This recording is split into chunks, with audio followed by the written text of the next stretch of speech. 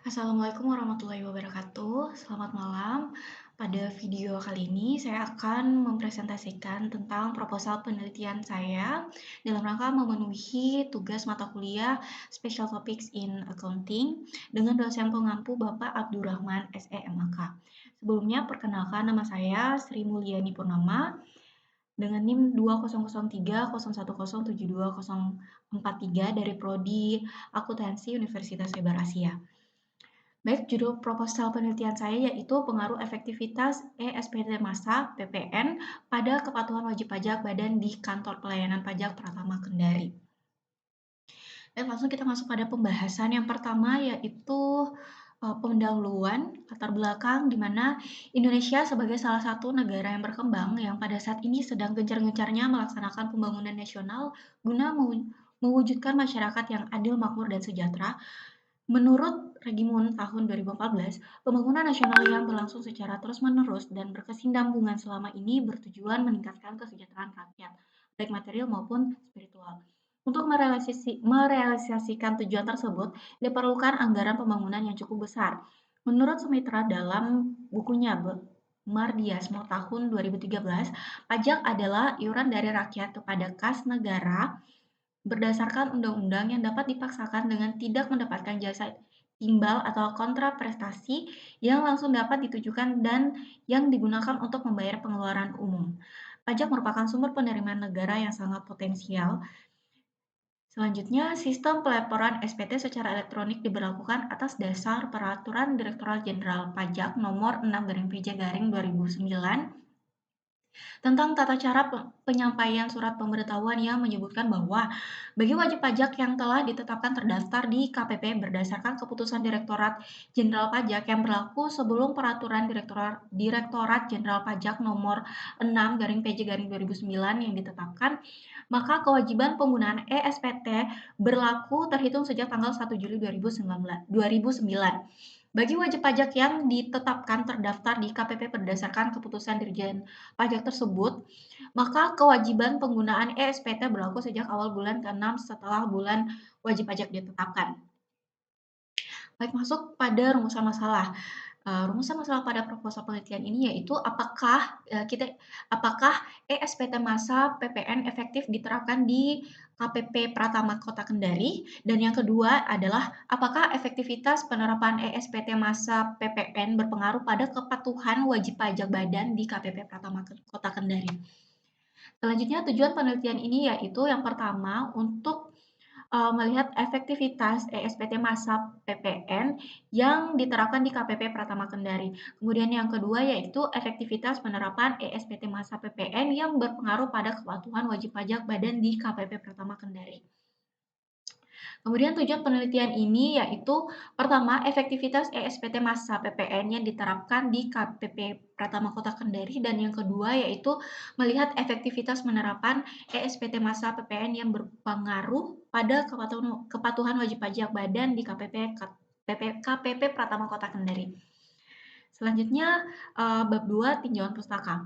Yang pertama yaitu kita harus mengetahui terlebih dahulu mengenai pengertian PPN. Jadi apa sih PPN itu?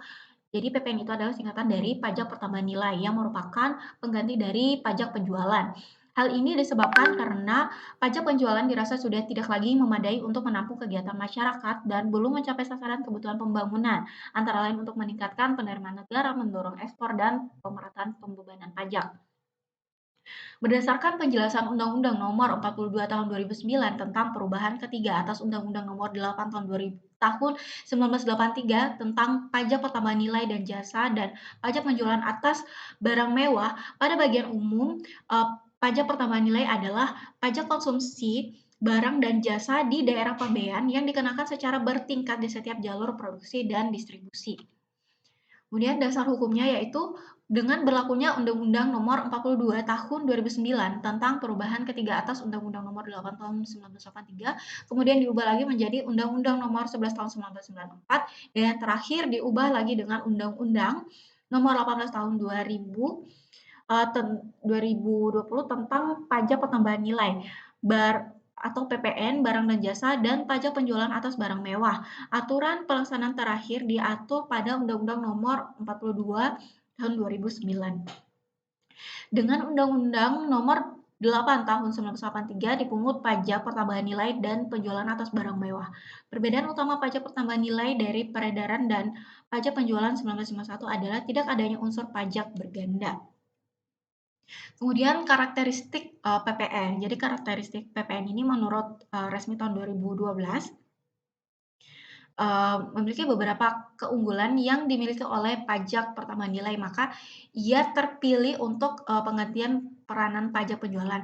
Pajak pertambahan nilai atau PPN di Indonesia memiliki karakteristik yang tidak dimiliki oleh PPN atau pajak pertambahan nilai, yaitu satu, pajak tidak lang Satu, pajak tidak langsung secara ekonomis, beban PPN dapat dialihkan kepada pihak lain. Kemudian yang kedua, pajak objektif, timbulnya kewajiban membayar pajak ditentukan oleh adanya objek pajak. Kemudian yang ketiga, multi-stage tax PPN dikenakan bertahap pada setiap mata rantai jalur produksi dan distribusi dari pabrik sampai ke peritel. Kemudian yang keempat, non kumulatif PPN tidak bersifat kumulatif atau non-kumulatif meskipun memiliki karakteristik multi-tax karena PPN mengenal adanya mekanisme pengkreditan pajak masukan. Kemudian subjek pajak PPN. Menurut Mardiasmo tahun 2011, subjek pajak pertambahan nilai atau PPN ini adalah satu, pengusaha, dua, pengusaha kena pajak, dan yang ketiga adalah pengusaha kecil. Kemudian objek PPN. Menurut Mariasmo tahun 2011, objek PPN pajak pertambahan nilai dapat dikelompokkan dalam dua jenis, yaitu satu, barang kena pajak, yang kedua adalah jasa kena pajak. Nah, tarif PPN menurut Undang-Undang Nomor 7 Tahun 2001 tentang Harmonisasi Peraturan Perpajakan Bab 4 Pasal 7 Ayat 1 tentang PPN adalah yang pertama, tarif 11%. Tarif 11% dikenakan atas setiap penyerahan BKP di dalam daerah pabean atau impor BKP atau penyerahan JKP di dalam daerah pabean. Kemudian yang kedua, tarif ekspor 0%. Tarif ini hanya berlaku untuk ekspor BKP keluar daerah pabean. Pengenaan tarif PPN 0% ini bukan berarti pembahasan pengenaan PPN ya. Dan kemudian penghitungan PPN. PPN yang terutang dihitung dengan cara mengkalikan tarif dasar pengenaan pajak atau DPP. DPP sendiri ini adalah nilai berupa uang yang dijadikan dasar menghitung pajak yang terutang. Dapat berupa harga jual BKP maupun harga penggantian JKP, nilai impor, nilai ekspor, dan nilai lainnya yang ditetapkan Menteri Keuangan. PPN terutang merupakan pajak keluaran yang dipungut oleh PKP pada saat penjualan dan merupakan pajak masukan bagi PKP pada saat pembelian, di mana PPN yang terutang sama dengan tarif pajak kali DPP.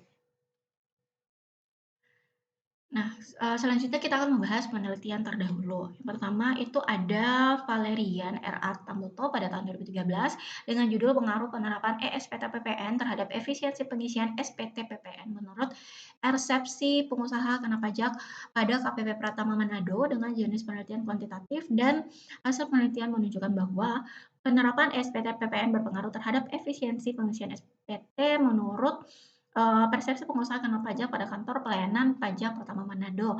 Kemudian yang kedua ada Dini Wahyu Haspari tahun 2014 dengan judul Analisis Penerapan ESPT PPN terhadap Kepatuhan Wajib Pajak dengan metode penelitian kuantitatif, dengan hasil penelitian yang menunjukkan bahwa penggunaan sistem komputerisasi pajak dengan hasil program ESPT dari hasil perhitungan kuesioner atas 3 indikator rata-rata responden menjawab setuju, dan penggunaan sistem komputerisasi pajak dengan ESPT memiliki pengaruh secara signifikan. Kemudian hipotesis. Hipotesis itu adalah permasalahan objek yang terjadi sebagai jawaban sementara. Dalam melakukan perumusan masalah, maka hipotesis yang digunakan adalah HO, di mana tidak adanya pengaruh penerimaan pajak pertambahan nilai pada kantor pelayanan pajak Pratama Kendari. Kemudian hipotesis yang kedua adanya pengaruh penerimaan pajak pertambahan nilai pada kantor pelayanan pajak KPP Kota Kendari. Kemudian yang ketiga, kita masuk pada bab 3 metode penelitian. Pertama, jenis penelitian. Untuk jenis penelitian yang digunakan pada penelitian kali ini yaitu metode adalah jenis penelitian asosiatif, di mana penelitian asosiatif menurut Sugiono tahun 2019, yaitu suatu rumusan masalah penelitian yang bersifat menanyakan antara dua variabel atau lebih. Kemudian lokasi penelitian. Penelitian ini dilakukan pada kantor pelayanan pajak pertama Kota Kendari yang beralamat di Jalan Sao-Sao nomor 188 Bende Kadia, Kecamatan Kedia, Kota Kendari, Sulawesi Tenggara. Populasi penelitian. Menurut Sugiono, populasi penelitian adalah wilayah generalisasi yang terdiri atas objek atau subjek yang mempunyai kuantitas dan karakteristik tertentu yang ditetapkan oleh peneliti untuk dipelajari dan kemudian ditarik kesimpulannya. Dari pendapat yang telah dikemukakan, maka populasi yang ada dalam penelitian ini merupakan wajib pajak orang pribadi yang ada di KPP Pratama Kota Kendari. Banyaknya populasi wajib pajak pada tahun 2022 adalah sebesar 115.165. Kemudian sampel penelitian sampel penelitian ini merupakan bagian dari jumlah dan karakteristik yang dimiliki oleh populasi tersebut. Maka teknik yang digunakan dalam pengambilan sampel pada penelitian ini yaitu incidental sampling, yaitu teknik yang digunakan pada pengambilan sampel dengan berdasarkan sampel dan apabila dipandang orang yang kebetulan ditemui itu cocok ya untuk dijadikan sumber data. Kemudian jenis data. Jenis data yang digunakan pada penelitian yaitu data kualitatif. Menurut Sugiono, metode penelitian kualitatif adalah metode penelitian yang berlandaskan pada filsafat yang digunakan untuk meneliti pada kondisi ilmiah atau eksperimen di mana peneliti sebagai instrumen teknik pengumpulan data dan dianalisis yang bersifat kualitatif lebih menekankan pada makna. Kemudian sumber data. Sumber data yang digunakan pada penelitian ini merupakan sumber data primer, di mana data primer itu merupakan sumber data yang langsung memberikan data kepada pengumpul data. Nah, data yang dikumpulkan sendiri oleh peneliti berlangsung dari sumber pertama atau tempat objek penelitian dilakukan. Peneliti pada penelitian ini menggunakan hasil wawancara yang didapatkan dari informan mengenai topik penelitian sebagai data primer. Kemudian sumber data yang diperoleh pada penelitian ini adalah dengan memberikan kuesioner secara langsung kepada wajib pajak yang terdapat pada kantor pelayanan pajak pertama Kota Kendari. Teknik pengumpulan data. Teknik pengumpulan data yang digunakan pada penelitian ini yaitu mengumpulkan data yaitu dengan cara metode survei dengan menggunakan media angket atau kuesioner. Jadi kuesioner itu adalah teknik pengumpulan data yang dilakukan dengan cara memberikan seperangkat pertanyaan atau pernyataan tertulis kepada responden untuk dijawab. Nah, responden nantinya akan dimintai agar dapat mengisi pertanyaan dalam skala Likert dengan jumlah kategori tertentu seperti kategori sangat setuju, setuju, netral, tidak setuju, sangat tidak setuju, kurang lebih seperti itu. Kemudian teknik analisa data. Di sini kita menggunakan uji validasi dengan menunjukkan derajat ketepatan antara data yang sesungguhnya terjadi pada objek dengan data yang dikumpulkan oleh peneliti. Uji validitas ini dilakukan untuk mengukur apakah data yang telah didapat setelah penelitian merupakan data yang valid atau tidak dengan menggunakan alat ukur yang digunakan atau kuesioner. Uji validitas yang dilakukan kepada responden wajib pajak KPP Pratama Kendari adalah sebanyak 100 orang. Kemudian ada uji rehabilitas. Uji rehabilitas ini adalah menentukan untuk melihat sejauh mana hasil pengukuran dengan menggunakan objek yang sama akan menghasilkan data yang sama. Dalam uji reliabilitas ini digunakan pada penelitian yaitu dilakukan pada responden sebanyak 100 orang wajib pajak di KPP Pratama Kendari dengan menggunakan pertanyaan yang sudah dinyatakan valid dalam uji validitas dan akan ditentukan reliabilitasnya. Suatu kuesioner dapat dikatakan reliable dan handal apabila jawaban seseorang terhadap pertanyaan yaitu konsisten maupun stabil dari waktu ke waktu. Maka butir kuesioner ini dikatakan reliable atau layak apabila Crunchbatch alpha lebih dari 0,60 dan apabila Crunchbatch alpha kurang dari 0,60 maka dapat dikatakan tidak reliable. Ini merupakan daftar pustaka yang diambil dalam melakukan penelitian ini. Oke, baik. Mungkin sekian yang bisa saya sampaikan mengenai proposal penelitian saya, kurang dan lebihnya mohon dimaafkan. Terima kasih. Saya akhiri dengan kata, Assalamualaikum warahmatullahi wabarakatuh dan selamat malam.